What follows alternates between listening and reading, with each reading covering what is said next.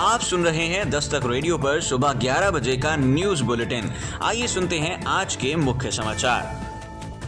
महाकुंभ के पलट प्रवाह का असर, कैंट स्टेशन परिसर नो व्हीकल जोन घोषित, सभी गेट पर बैरिकेडिंग कर रास्ता हुआ बंद। काशी में महाकुंभ का पलट प्रवाह होने के चलते स्टेशनों पर भारी भीड़ हो रही है। ऐसे में यात्रियों की बढ़ती संख्या को देखते हुए कैंट स्टेशन परिसर को नो व्हीकल जोन घोषित कर दिया गया है। महाकुंभ के पलट प्रवाह की भीड़ को देखते हुए कैंट स्टेशन परिसर को नो व्हीकल जोन घोषित किया गया है। कैंट स्टेशन परिसर के सभी प्रवेश और निकास मार्ग को बैरिकेडिंग के जरिए बंद किया गया है। सिर्फ रेल अधिकारियों और बड़े नेताओं की गाड़ियों को ही पार्सल गेट से एंट्री दी जाएगी। ज्ञानेश कुमार होंगे सीईसी, नए कानून से पहले हुई नियुक्ति। चुनाव आयुक्त ज्ञानेश कुमार देश के अगले मुख्य चुनाव आयुक्त होंगे। वहीं हरियाणा कैडर के 1989 बैच के आईएएस अधिकारी विवेक जोशी को निर्वाचन आयोग में तीसरा चुनाव आयुक्त बनाया गया है। प्रधानमंत्री नरेंद्र मोदी, गृह मंत्री अमित शाह और लोकसभा में नेता प्रतिपक्ष राहुल गांधी की 3 सदस्यीय नियुक्ति समिति ने नए मुख्य चुनाव आयुक्त के रूप में ज्ञानेश कुमार और चुनाव आयुक्त के रूप में विवेक जोशी का 2-1 से नाम तय किया है। पीएम मोदी ने एयरपोर्ट पहुंचकर किया कतर के अमीर का स्वागत। कतर के अमीर शेख तमीम बिन हमद अल थानी 2 दिन की राजकीय यात्रा पर सोमवार को नई दिल्ली पहुंचे। विशेष आतिथ्य भाव प्रदर्शित करते हुए प्रधानमंत्री नरेंद्र मोदी अमीर का स्वागत करने के लिए खुद एयरपोर्ट पहुंचे। विदेश मंत्रालय के अनुसार मंगलवार सुबह अमीर का राष्ट्रपति भवन के प्रांगण में औपचारिक स्वागत किया जाएगा। फिर हैदराबाद हाउस में पीएम मोदी के साथ द्विपक्षीय बैठक होगी, जिसमें आपसी रिश्ते मजबूत करने पर चर्चा की जाएगी। भीड़ प्रबंधन के लिए देश भर के 60 रेलवे स्टेशनों पर बनेंगे होल्डिंग जोन। रेलवे स्टेशन पर भगदड़ से 18 लोगों की मौत की घटना से सबक लेते हुए केंद्र सरकार ने देश के 60 व्यस्त स्टेशनों पर भीड़ नियंत्रण के लिए नई योजना बनाई है। इसके तहत इन स्टेशन पर स्थायी या अस्थायी होल्डिंग जोन बनाए जाएंगे। अप्रत्याशित भीड़ बढ़ने पर यात्रियों को यहीं पर रोक दिया जाएगा। भीड़ व संकट प्रबंधन के लिए कृत्रिम बुद्धिमत्ता यानी कि एआई का उपयोग किया जाएगा।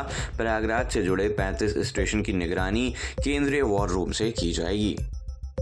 नई सरकार का शपथ 20 तारीख को। राष्ट्रीय राजधानी दिल्ली में भाजपा के नवनिर्वाचित विधायकों की बैठक बुधवार को होगी, जिसमें विधायक दल के नेता का चुनाव किया जाएगा। इसके बाद पार्टी नेता उपराज्यपाल वीके सक्सेना से मिलकर सरकार गठन का दावा पेश करेंगे और 20 फरवरी को रामलीला मैदान में नई सरकार का शपथ ग्रहण समारोह होगा। सीएम पद के लिए अब भी सस्पेंस है। सरकार की कमान किसके हाथ में होगी, इसका खुलासा मध्य प्रदेश, राजस्थान, छत्तीसगढ़ की तर्ज पर विधायक दल की बैठक के बाद किया जाएगा। भाजपा के सूत्रों ने बताया कि नई सरकार के गठन की तैयारी पूरी कर ली गई है। शपथ ग्रहण की तारीख और जगह से लेकर मेहमानों की सूची को भी अंतिम रूप दे दिया गया है। कानपुर सेंट्रल पर भीड़ हुई बेकाबू, एसी कोच के शीशे उखाड़े। सेंट्रल स्टेशन पर ट्रेनों में भीड़ थमने का नाम नहीं ले रही है। सोमवार को तो प्रयागराज से आई मेला स्पेशल के एसी कोच के शीशे तक लोगों ने उखाड़ दिए। प्लेटफॉर्म पर दिन भर महाकुंभ व दिल्ली जाने वाले लोगों की भीड़ डटी रही। सुरक्षा कर्मी रविवार रात से सोमवार रात तक अनाउंसमेंट करते हुए भीड़ को नियंत्रित करने का प्रयास करते रहे। यूपी के सीएम योगी आदित्यनाथ का बड़ा बयान, कहा अयोध्या, काशी और प्रयागराज ने दिखाई देश की सांस्कृतिक और आर्थिक ताकत। मुख्यमंत्री योगी आदित्यनाथ ने कहा कि अपनी संस्कृति व परंपराओं को सम्मान देकर देश की एकता और अर्थव्यवस्था को कैसे प्रोत्साहित किया जा सकता है, इसका सहज अनुभव महाकुंभ से किया जा सकता है। पीएम मोदी के मार्गदर्शन में अयोध्या, काशी और प्रयागराज में जितनी संख्या में श्रद्धालु आ रहे हैं, उसने भारतीय संस्कृति को नई पहचान देने के साथ अर्थव्यवस्था को भी प्रोत्साहन देने का काम किया है। सीएम सोमवार को महाराष्ट्र से आए युवा उद्यमियों से संवाद करते हुए नजर आए। सॉल्वर को उम्र कैद, 1 करोड़ जुर्माना, परीक्षा प्रभावित करने पर 10 साल की कैद। यूपी बोर्ड परीक्षाओं में गड़बड़ी करने वालों से सख्ती से निपटा जाएगा। सॉल्वर गिरोह में पकड़े जाने पर आजीवन कारावास की सजा और 1 करोड़ रुपए का जुर्माना लगेगा। इसके अलावा परीक्षा को प्रभावित करने या प्रयास करने पर 10 साल की कैद और 10 लाख रुपए का जुर्माना लगाया जा सकता है। मुख्य सचिव मनोज कुमार सिंह ने सोमवार को वीडियो कॉन्फ्रेंसिंग के जरिए सभी मंडलायुक्त, जिलाधिकारी, पुलिस अधिकारियों के साथ बोर्ड परीक्षा की तैयारियों की समीक्षा में ये निर्देश दिए।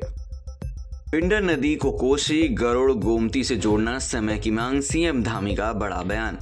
मुख्यमंत्री पुष्कर सिंह धामी ने कहा कि पिंडर नदी को कुमाऊं मंडल की कोसी, गरुड़ और गोमती नदी से जोड़ना समय की मांग है। उन्होंने इसे नीति आयोग से केंद्र की नदी जोड़ो परियोजना में शामिल करने का अनुरोध किया है। इससे 625 गांवों के 2 लाख लोगों को लाभ मिलेगा। उत्तराखंड बजट सत्र आज से राज्यपाल के अभिभाषण से होगी शुरुआत। 20 फरवरी को सदन में पेश किया जाएगा बजट। सुनते रहिए दस्तक टाइम्स पर न्यूज बुलेटिन सुबह 11 और शाम 5 बजे।